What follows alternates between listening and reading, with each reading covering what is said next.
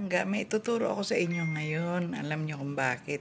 Kasi DIY tayo. Diba palagi nagbabagyo.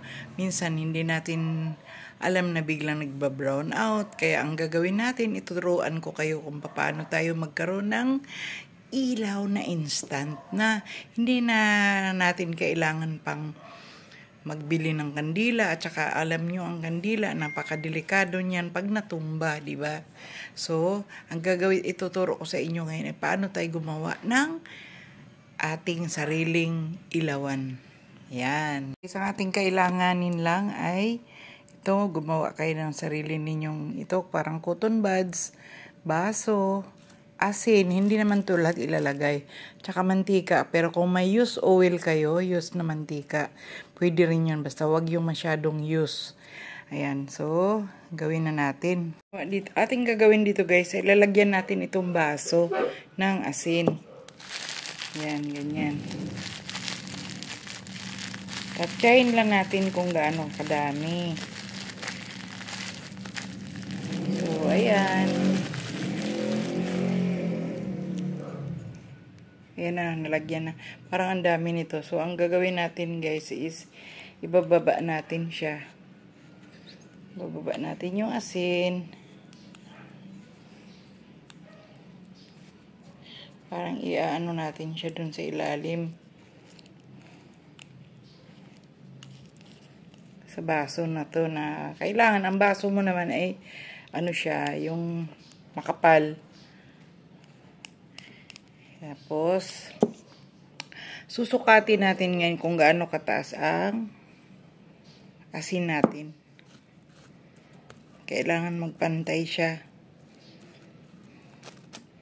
Susukatin natin. So, ayan siya. Ganyan kataas. So, ang gagawin natin, ikakat natin to dito. Ikakat natin. So, nakat na natin, ano? Nakat.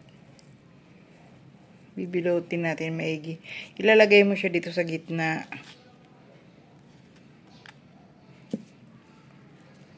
Ilalagay mo siya sa gitna. Ayan, nakaganyan na siya.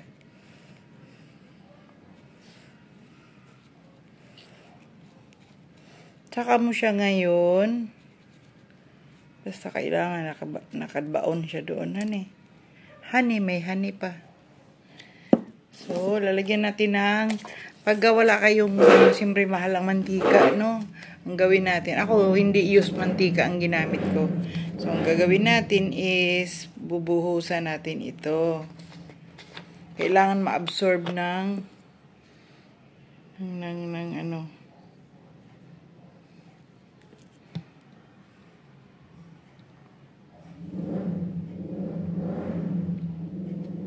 Oh my God. Ma-absorb dapat ng asin yung mantika.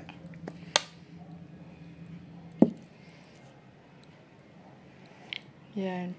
Siyempre, sasali mo din na buhusan yung cotton buds na nasa gitna.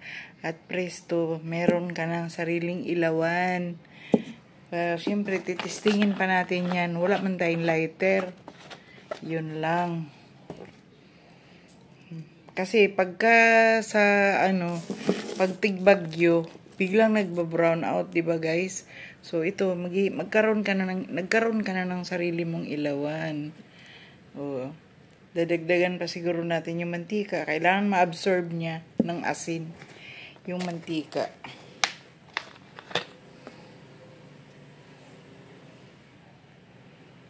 Alam ko ma-absorb niya yan eh. Okay, kaso wala pa tayong lighter. Nakalimutan ko magbili ng lighter para matesting natin. Hindi naman pwedeng ituwad ko yan doon sa sa stove. So, to be followed. Ito, may ilawan na tayo. Ayan na ang ilawan natin na nagawa natin. Nasindihan ko na. Kailangan lang talaga siyang maka-absorb ng maraming mantika para maganda, maano siya magsindi. Pero matagal siya magsindi kasi nga bago pa lang. So, ang gagawin nyo is lalagyan uli ng mantika siya. Parang pa-absorb mo. Yan na siya. Thank you for watching. Pinawisan ako guys sa kakagawa nito. Pinawisan ako. Pero natuwa ako kasi success.